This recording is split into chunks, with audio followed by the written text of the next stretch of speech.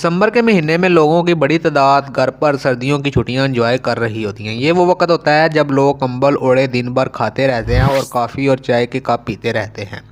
सर्दियों में खाए जाने वाले खानों और बेजा आराम के बाद बीमारियां बढ़ने का खदशा होता है, जिसमें कोलेस्ट्रॉल के बढ़ने के मसाइल भी पैदा होते हैं। इस सिलसिला में माहिर ग़िज़ाइयत कोलेस्ट्रॉल को काबू करने के बारे में चंद हदायत शेयर करते हैं।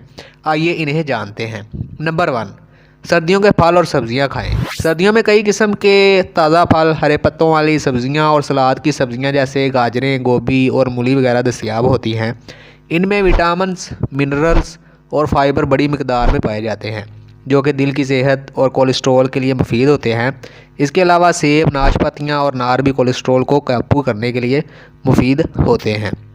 नंबर 2, सेहतमंद फ़ैट से दोस्ती कर लें।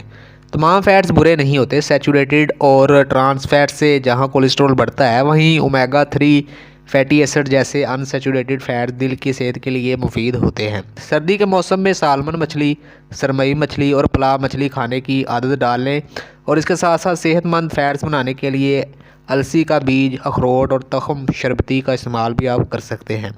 नंबर 3, सर्दी में नकलो हरकत भी करते रहें।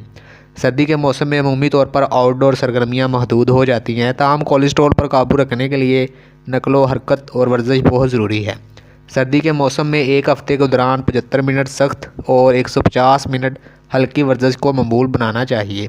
सर्दी के मौसम में बरसक वॉकिंग, स्विमिंग और डांसिंग वगैरह से वर्जिश की जा सकती है। नंबर 4, नींद पर तवज्जो दें। अच्छी नींद से ना सिर्फ पूरे जिस्म की सेहत ठीक रहती है, बल्कि कोलेस्ट्रॉल भी काबू में रहता है।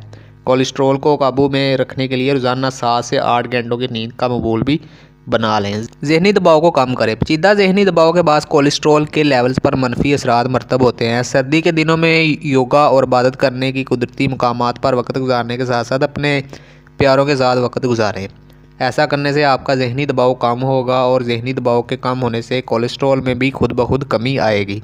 पानी की कमी ना होने दें। पानी के ज़्यादा इस्तेमाल से ना सिर्फ आपके कोलेस्ट्रॉल लेवल में बाकायदगी आती है, बल्कि पूरे जिस्म की सेहत ठीक रहती है।